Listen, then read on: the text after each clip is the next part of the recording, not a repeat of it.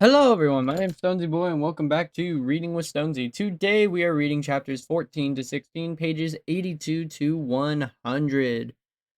Now, it's another 18 episode or 18 pages, but with two breaks this time, so my voice won't be absolutely destroyed, just partially. So that'll be nice. Last time, our good friend here upgraded her weapons and watched two seals battle it out, duke it off. A young one and a very old and scarred one, but in the fight, the young one caught eyes of our good main protagonist here and damaged her leg, which is not bueno. So what's going to happen this time? You'll just have to figure out.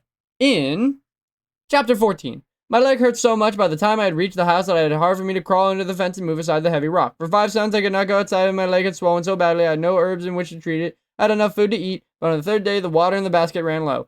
2 days later, the basket was empty. It was necessary then for me to go to the spring in the ravine. I started out when the sun rose. I took with me shellfish to eat, also my spear and my bow and arrows. I went very slowly, for I had to crawl on my hands and knees, carrying the food tied to my back and dragging the weapons. There was a short way to the spring, but it was over many rocks which I could not climb, so I had to take a longer way through the brush, which I reached the ravine and the sun was overhead. The spring was not far off and I rested there, though I was very thirsty, cutting a lobe from the cactus bush to chew on. While I was resting there, sucking the juice from the cactus, I saw a big gray dog and the leader of the wild pack, the brush above me. His head was down, and he was moving slowly, sniffing the tracks I had made. He saw me soon after. I saw him and stopped. Beside him was the rest of the pack, trotting along one after another. The pack stopped too. I took up my bow and fitted an arrow. As I did, the big dog faded away into the brush and was quickly followed by the others. In the meantime, one of my breath, they were gone. They were nothing to aim my arrow at, as if they had not been there at all. I listened. If they were moving so silently I could not hear their steps, but I was sure that they would try to surround me. Slowly I crawled on, stopping to listen, to glance back, to measure the distance between me and the spring. My leg hurt. I left my bow and arrows behind as I went on, for the brush had grown heavy and I could not use them. In one hand I dragged the spear. I came to the spring. I floated off the crack of rock, and the rock rose high on the three sides of it. The wild dogs would not track me from any of these directions, so I lay on the earth and drank. Watching the ravine below me, I drank for a long time, filled my basket, and then, feeling better, crawled toward the mouth of the cave. A ledge in the black rock ran out above it. Some low bushes grew there, and among them, which his head showing, stood a big gray dog. He did not move, for his yellow eyes followed me, turning slowly as they drew near the cave. Another head showed behind him, and another. They were too far away for me to reach with my spear. Suddenly I saw the brush moving in the opposite bank of the ravine. The pack had split up, and they were waiting on both sides of the ravine for me to pass them.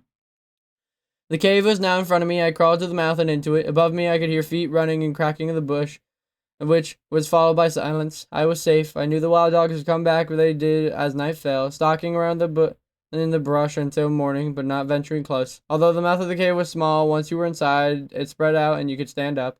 Water dropped from the roof in the cave as it cold out the fire, but here I stayed for 6 suns until my leg was well, crawling out only once to fetch water from the spring. While I was living there, I decided I would make the cave into another house, where I could stay should I again get hurt or sick, and this I did as soon as I got strong and could walk. The cave far back into the hill, around many turns, but I indeed needed only that part which lay near the opening in which sun could reach during some of the day. A long time before any of my ancestors had used the cave, why I would know, and along the walls on each side they cut my fingers in the stone, which were figures of pelicans floating in the water and flying, with dolphins, whales, elephant, gulls, ravens, dogs, and foxes. Near the opening of the cave they also cut 2 deep basins in the stone, which I decided to use for storing water, since they held much more than the baskets. I made shelves in the side of the rock, as I had none done in the other house, and then gathered shellfish and seeds to store there. I also gathered herbs on the hill above the spring in case I should need them. The bow and arrows I first made, I likewise took to the cave. At last, after I made the good bed of seaweed and collecting dry wood for my fires, I closed the opening with stones, except for a small hole at the top which I could crawl through. All this I did, thinking of the days I'd been sick and without water. It was hard work, much of it a man's work, but not until I was finished did I go back to a place where the sea elephants lived. The tide was low, and I reached it. Far up on the slope lay the body of an old bull. Gulls had picked its bone clean, but I found that I had come for. Some of the teeth, as long as my hand and half its width, were curved in the tops, and some were broken, but as I grounded the best of them with sand, I had my work 4 good spear points, broad and bottom, very sharp at the ends. I made 2 more spears and points at the last ready to go to the cave of the wild dogs. Chapter 15. There had been wild dogs on the island of the Blue Dolphins as long as I remember, but after the Aleuts had slain most of the men of our tribe and their dogs had left to join the other packs, the pack became much bolder. It spent the nights running through the village, and during the day was never far off. When we made plans to get rid of them, but the ship came and everyone left Gatla's hat. I'm sure the pack grew bolder because of their leader, the big one with the thick fur around its neck and the yellow eyes. I've never seen this dog before, and the Aleuts came and no one else had. So he must have come with them and been left behind as they sailed away. He was a much larger dog than any of ours, which besides have short hair and brown eyes. I was sure that he was an Aleut dog. Already I have killed 5 of the pack, but there were many left more than the beginning. For some had been born in the meantime. The young dogs were even wilder than the old ones. I first went to the hill near the cave and the pack of the way, and collected armloads of brush, which I placed near the mouth of their lair. Then I waited until the pack was in the cave. I went there early morning to sleep after it had been spent the night prowling. I took with me a big bow and 5 arrows and 2 spears. I went quietly, circling around the mouth of the cave, and came up from it on the side. There I left all my weapons except 1 spear. I set the fire to the brush and pushed it into the cave, where the wild dogs heard me. There was no sound from them. Nearby was the ledge of the rock I had climbed. Taking my weapons with me, the fire burned high. Some of the smoke trailed out over the hill, but much of it stayed in the cave. Soon the pack would have to leave. I did not hope to kill more than 5 of them, because I had only that many arrows. But if the leader was one of the 5, I would be satisfied. It might be wiser if I waited and saved all my arrows for him, and this I decided to do. None of the dogs appeared before the fire died, and then 3 ran out and away. 7 more followed, and a long time afterwards, like a number, there were many more still left in the cave. The leader came next. Unlike the others, he did not run away. He jumped over the ashes and stood at the mouth of the cave, sniffing the air. I was so close to him that I could see his nose quivering, but I did not see me until I raised my bow. Fortunately, I did not frighten him. He stood facing me, his front legs spread as if he were ready to spring, his yellow eyes narrowed in slits. The arrow struck him in the chest. He turned away from me, took 1 step, and fell. I sent another arrow toward him, which went wide. This time, 3 more dogs trotted out of the cave. I used my last of my arrows and killed 2 of them. Carrying both spears, I climbed down from the ledge and went through the brush at the place where the leader had fallen. He was not there. While I had been shooting the other dogs, he had gone. He could have gone far because of the wound, but though I had looked everywhere, around the ledge where he had been standing in front of the cave, I did not find him. I waited for a long time when went inside the cave. It was deep, but I could see clearly. Far back in the corner was a half-eaten carcass of a fox. Beside it, a black dog with 4 gray puppies. One of the pups came slowly toward me, a round ball of fur that I could have held in my hand. I wanted to hold it, but the mother leaped at her feet, bared her teeth, and I raised the spear as I backed out of the cave, yet I did not use it. The wounded leader was not there. Night was coming, and I had left the cave, going along the foot of the hill that led to the cliff. I had not gone far on this trail the wild dogs used when I saw the broken shaft of an arrow. It had been gnawed off near the tip, and I knew it was from an arrow which had wounded the leader. Farther on, I saw his tracks in the dust. They were uneven, as if they were traveling slowly. I followed them toward the cliff, but finally lost them in the darkness. The next day, the next, it rained, and I did not go to look for him. I spent those days making more arrows. On the 3rd day, with these arrows and my spear, I went along the trail of the wild dogs and made to and from my house. There were no tracks after the rain, but I followed the trail pile of rocks where I had seen him before. On the far side of the rocks, I found a big gray dog. He had a broken arrow in his chest, and he was lying with one of his legs under him. He was about 10 paces from me when I could see him clearly. I was sure that he was dead, but I lifted his spear and took aim at him. Just as I was about to throw the spear, he raised his head a little of the earth and then let it drop. This surprised me greatly as I stood there for a while, not knowing what to do, whether to use my spear or my bow. I was used to animals playing dead, but they suddenly turned on you and ran away. The spear was better of the 2 weapons in the distance, but I could not use it well in the other, so I climbed under the rocks where I could see him if he ran. I placed my feet carefully. I had the 2nd arrow ready if I needed it. I fitted an arrow and pulled back the string, aiming at his head. Why I did not send the arrow, I cannot say. I stood on the rock of the bow, pulled back, and my hand would let it go. The big dog lay there and did not move, and this may be reason I have gotten up. I would have killed him. I stood there for a long time, looking down at him, and then I climbed off the rocks. He did not move when I went up to him, nor could I see him breathing until I was very close. The head of the arrow was in his chest, and the broken shaft was covered in blood. The thick fur around his neck was matted in the rain. I did not think that he knew I was picking him up, for this body was limp, as if he were dead, and he was heavy, and the only way I lifted him by kneeling and putting my legs around my shoulders. In the manner, stopping to rest when I was tired, carried him to the headland. I could not get through the opening under the fence, so I cut the bindings and lifted 2 of the whale ribs and thus took him into the house. He did not look to me or raise his head. I laid him on the floor, but his mouth was open and he was breathing. The arrow had a small point, which was fortunate. It came out easily, though it was gone deep. He did not move while I did this. nor afterwards as I cleaned the wound with a peeled stick for the coral brush. This bush was poisonous berries, yet its wood often heals wounds that nothing else will. I had not gathered food for many days, and the baskets were empty, so I left water for the dog, and after mending the fence, went out to sea. I had no thought that he would live, and I did not care. All the day I was among the rocks gathering shellfish, and only once did I think of the wounded dog, my enemy, lying there in the house, and wonder why I had not killed him. He was still alive when I got back, though, and he did not move from the place where I had left him. Again, I cleaned the wound with a coral twig. Then I lifted his head and put water in his mouth, which he swallowed. This was the first time that he looked at me since the time I found him on the trail. His eyes were sunken, and he looked out at me from far in the back of his head. Before I went to sleep, I gave him more water. In the morning, I left food for him, and I went down to sea. When I came home, he had eaten it. He was lying in the corner watching me. While I made a fire and cooked my supper, he watched me. His yellow eyes followed me wherever I moved. That night I slept on the rock, for I was afraid of him. And at dawn, as I went out and I left the hole in the fence open so he could go, but he was there when I got back, lying in the sun, his head in his paws. I had speared 2 fish, which I cooked for my supper. Since he was very thin, I gave him one of them, and after he had eaten it, he came over to lay down by the fire, watching me with his yellow eyes that were very narrow and slanted at the corners. Very nights I slept on the rock, and every morning I left the hole under the fence open so he could leave. Each day I speared a fish for him, and when I got home, he was always at the fence waiting for it. He would not take the fish from me, but I put it on the ground. Once I held out my hand to him, and he was backed away, and he showed his teeth. On the 4th day, when I came back from the rocks early, he was not there in the fence waiting. A strange feeling came over me. Always before I returned, I had hoped he had be gone, but now as I crawled on the fence, I did not feel the same. I called out, "Dog, dog," for I had no other name for him. I ran toward the house, calling it. He was inside. He was just getting to his feet, stretching himself and yawning. He looked at the fish I carried, and then to me, and then moved his tail. That night I stayed in the house, for before I fell asleep I thought of a name for him, for I could not call him Dog. The name I thought was Rontu, which means in our language fox eyes. Chapter 16. The white men's ship did not return in the spring or in the summer, but every day, whether I was on the headland or gathering shellfish on the rocks working on the canoe, I watched for it. I also watched for the red ship of the Aleuts. I was not sure what I would do if the Aleuts came. I could hide in the cave, which I would store with food and water, for it was surrounded by thick brush, and the mouth of the ravine could only be searched from the sea. The Aleuts had not been used to the spring and did not know about it because there was another one closer when they camped. But they might have come upon the cave by chance, and then I must be ready to flee. For this reason, I worked on the canoe I had abandoned on a spit.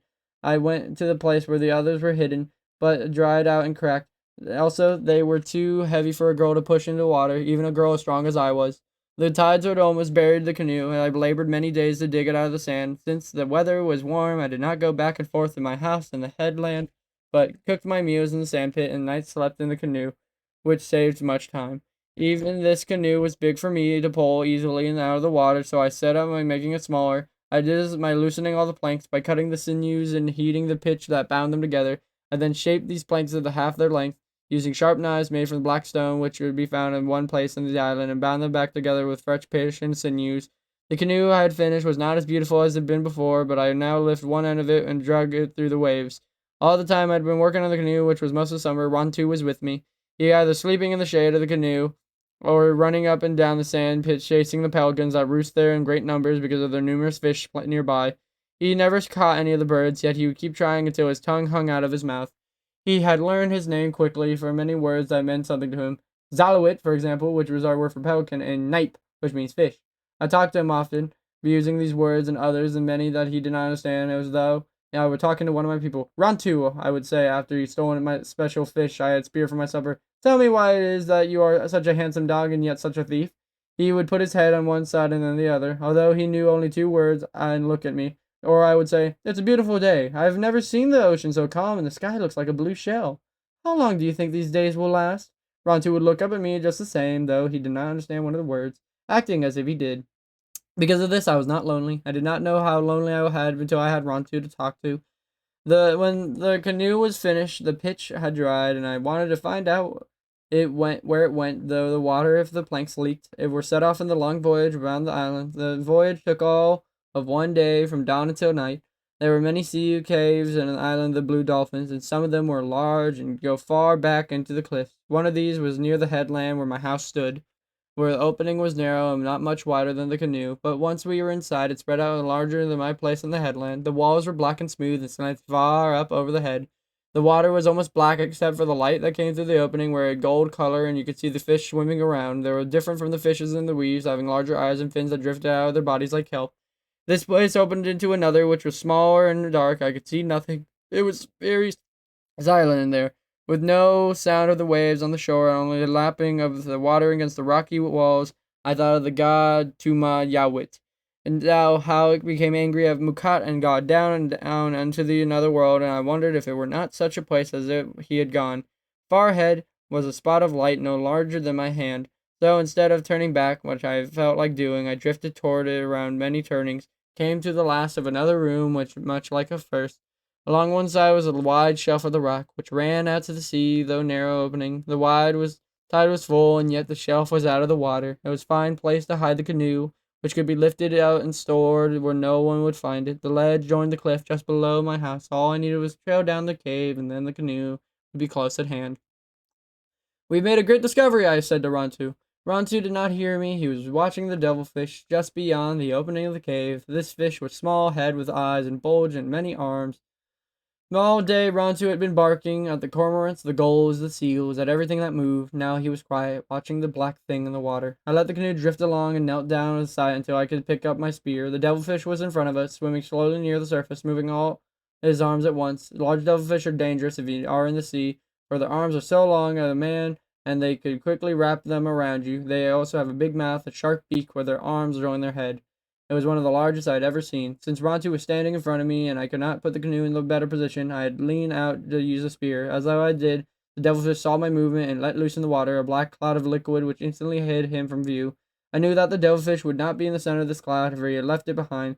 Therefore, I did not aim my spear at it, but picked up my paddle and waited until he appeared. This is now twice the length of the canoe from me, which, though I paddled fast, I could not overtake him. "Rontu," I said as he was watching the black cloud of the water, "you must have much to learn about the devilfish." Rontu did not look at me or bark. He put his head to one side and then the other, still puzzled. More, and so when the cloud disappeared, nothing was left except clear water. Devilfish is the best food in the seas. The flesh is white and tender and very sweet, and they are very difficult to catch without a special kind of spear, which I now decided to make during the winter, when I would have much time. I took the canoe to Coral Cove, not far from the cave, and pulled it up to the shore, out of reach of the winter storms. There it would be safe until spring, when I would hide it from the cave that Rontu and I had found. It was easy to paddle and did not leak. I was very happy. And that is the end of that section. So today we read chapters 14 to 16, pages 82 to 100. Next time we will be reading pages 101 to 11. Wait, 11? Ooh, that little hidden 9. You can see its little face, but, it was hard to. And chapters 17 to 19. But yep, that has been a fun reading. Next time we are going to be reading 18 pages again. But Stonesy, what is this? Why aren't you reading 20 pages anymore? Because I don't know. It's really weird. We're on track and yet we're only reading 18 pages a chapter. It makes no sense, does it? No, it doesn't. Well, I mean, it makes a little sense considering the first episode was 23 pages, the next episode was 23 pages, and the past 3 episodes, next episode included, is 18 pages. So, it makes a little sense. But you know what makes more sense?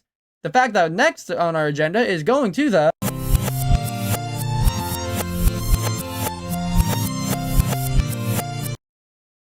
Learning Corner of the Day, or Stonseys Learning Corner. Today we have little puppies, and then next week, big versions of the puppies. Look how silly they were, and look how silly they are. The Labrador Retriever. Like I said last time, the next breed of dog is also another very famous breed of dog, if you've been watching and following the channel, which you should do. So, we are today going to learn about the silly little puppies called the Labrador Retrievers. Now, before you can make fun of anything, remember, you have to know the history of it. So, the history of the Labrador Retriever is that the original Labradors were all-purpose water dogs originating in Newfoundland, not Labrador. Not only did the breed not originate in Labrador, but also was not originally called the Labrador Retriever. The Newfoundland in the early 1800s came in the different sizes, which was one of the lesser, or St. John's Newfoundland, was the earliest incarnation of the Labrador. These dogs, medium-sized black dogs with closed hair, not only retrieved game, but also retrieved fish, pulled small fishing boats through the icy water, and helped the fishermen with any task involving swimming. Eventually, The breed died out in Newfoundland with a large part because of the heavy dog tax. However, a core of Labradors have been taken to England in the early 1800s, and it is from these dogs, along these crosses to other retrievers, that the breed continued. It also England that the breed earned its reputation as an extraordinary retriever's upland game. Initially, breeders favored black labs in cold yellow or chocolate colors.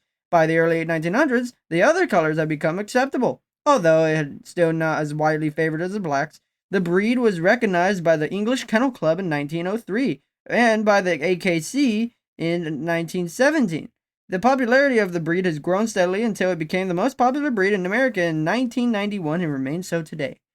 I forgot to explain that the AKC stands for American Kennel Club, which is strange because the EKC is also the English Kennel Club, so maybe the AKC and the EKC have like different titles because of the confusing thing of most Americans speak English. Whatever. But now you know the sad but kind of happy story of the Labrador Retriever and how they're not from Labrador, although I guess a lot of people think so, according to the book, but are actually from Newfoundland, which I think is also a part of England, but, you know, it's been taken out because of wars and renamed and re-pushed over. But that's besides the point. What is the point is you want this dog. You want a Labrador Retriever. You want this silly little dog to go, wow, wow, wow, and you know, you want it. Oh, I got my Basset Hound's attention. He's looking at me. He's like, oh, I don't know what you're doing, Dad. Why are you making those noises? Because I'm imitating a Labrador Retriever, babies. And my other dog, Shiloh, who's trying to sleep, just hissed at me. And not hiss like a snake. He just went, you know, he's like a very grumpy grandpa or grandma because it's a girl. I love you, Shiloh. Anyways, you want a kind temperament dog like that. So the temperament of the Labrador Retriever is that the few breeds so richly deserve their popularity is not Labrador Retriever. When trained, it's obedient and amicable, and tolerates the antics of children, other dogs, and other pets. It is a calm house dog, playful yard dog, and intense field dog all on the same day. It is eager to please, enjoys learning, and excels in obedience. It is a powerful breed that loves to swim and retrieve. It needs daily physical and mental challenges to keep it occupied. However, the bored lab can get into trouble. The Labrador's hunting instinct drives it to roam. Breeders say his home is under his hat. Oh, that's so cute. So basically, they're the perfect dog, unless you leave them alone. In which case, they're gonna go run, run, run, run, and they're gonna start breaking everything. And as it says, the home is under their hat, which means their home is wherever the heck their head wants it to be. They're very adventurous little puppies, or little doggies. So now you understand that, but you need more information. Look, my kid wants a Labrador Retriever. I have the Labrador Retriever in this box that's wrapped up like a present, and there's air holes in it, I swear. So, what's the upkeep of these things? Or do I have to return this to Dogs R Us?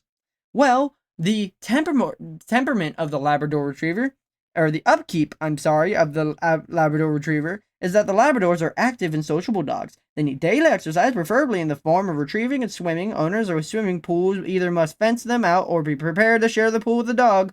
The lab coat sheds water easily. It needs weekly brushing to remove dead hair. Although labs can live outdoors in temperate climates, they are much happier indoors with their family. So they're a people person. I'm sorry. I haven't drinking water this entire time. I should be, and you should be too. Remember to stay hydrated. Buy the Stay Hydrated stickers on stonesyboy.com/shop. That's not a real URL, but maybe it will be one day. So, where was I? Oh, yeah. So these dogs are going to need the brushy, which makes sense. They're very fluffy dogs. Even as babies, as you can see, they're very, very fluffy, puffy, funny doggies. So that makes a lot of sense. But, yeah. Now, you get that, and now it's time for the worst part. If you're a child, cover your ears, but if you're an adult, you might want to listen to this part, because this part's the part that really bites you in the wallet. The health of the Labrador Retriever, and the most hated section of this, is their major concerns is CHD, elbow dysplasia, OCD, obesity, patellar luxation. Basically, these dogs are going to get very fat, very lonely, and very scared. That's a major concern. The minor concerns that you can find in some animals are cataracts, CPRA, hotspots, retinal dysplasia, and hydrophoidism. Basically, they could get infections from the water, their eyes can get damaged easy, and their elbows, because of how much they move, can be easily misplaced. if not, given enough exercise. Although that's a minor concern, it could be common. They're occasionally seen with diabetes, entropin, dysarthritis, tricuspid valve dysplasia, muscular dystrophy, and exercise-induced collapse. So basically, give these dogs some water, please. Oh, and watch what they eat. They could get diabetes, and that's not funny or happy because these dogs are silly. The suggested test for these dogs, I would say every month, is hip, elbow, eye, and knee, because these dogs are outside dogs. They're using their sniffers because they are a retriever breed. They're going to use their nose to find things, and their lifespan is 10 to 12 years. Not very high, but you know what? For a good companion, what can you do? Now, for their form and function, you're going to want to know. I mean, I don't have a family. I don't have kids. Something along those lines. So what can this dog do for me? Now, the form and function of the Labrador Retriever is it's one of the most moderate dogs, not extreme in any ways, but it's square, slightly longer than tall, of fairly large bone and substance, its broad and head and its strong jaws would be enabled to carry the largest game birds, such as Canada geese. Oh my goodness, those are big birds.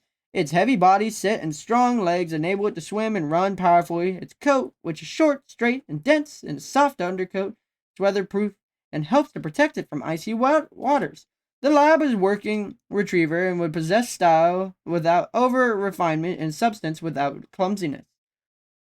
Now, for the final section of the day before we do it Gary's way, Bop, is the at-a-glance section. Now, for the at-a-glance section, we have, basically, let me explain it to you. 5 stars means it's the best, or could be the worst, depending the scoring. 4 stars means it's better than average, or it's worse than average. Hard to say. 3 is your average. Shh, you're an average dog. Doesn't mean I don't love you. I'm gonna pet your head until your head doesn't have hair anymore, but you're still average. 2 is, this could be bad, or it could be good, but it's lower than average. You gotta look at it and be like, oh my goodness, it's lower than average, but it's okay. I still love you. And 1 is either, oh no, this is the worst, or this is the best thing ever, depending the breed of dog. Now, I'll explain it later as I explain these things. For the dog's energy level, you are at a 4 stars. That is good. These dogs are very energetic, unless you're one of those calm, lazy types who like to read books and make audiobooks for a living. What are you, a weirdo? That is bad, unless you have my type of dog, which is a basset hound. But yeah. Their exercise requirements is at a 3. It's average, but still something to keep an eye on. They want exercise. They need exercise. Their playfulness and affection level are at a 5. So, they're very playful. They want to bite you. They want to pull on you, but they love you. So, they're not going to. They're going to be like, I want to bite you. I want to play with you, but I love you, so I'm not going to. Their friendliness towards other dogs or towards dogs are at a 4. So, there may be man's best friend, shown by the friendliness towards other pets and strangers at a 5. But they're probably not going to be friends towards your other dog. Or, they're going to be good friends, but not the best. They're not going to be married by the end of the day. Their ease of training is at a 5. These dogs are very easy to train. Their watchdog ability is at a 4, which is pretty good. They can watch out and be like, I think I see someone over there. Their protection is at a 2, with their grooming requirements also being at a 2, which is, for protection is pretty bad, but for grooming requirements is pretty good. So they might be able to watch out and bite someone, but they'll only do that if you brush their hair weekly. Now, their cold tolerance is at a 4, so they can withstand the cold, and their heat tolerance is at a 3, which is average. Basically, you always remember to give this dog water, and that should be fine. Wow, that is a long name for the next breed of dog, which is something you'll find out in the next episode. One day I'm going to turn this into compilation, and that's not going to make any sense. And this is going to make it into compilation, and that's not going to make any sense because it's just going to move over to the next dog. You know what I mean? But yeah. Hope you guys have a fantastic, wonderful day. Be polite, be efficient, make sure to like, comment, and subscribe. And I'll see you guys next time. Bye-bye.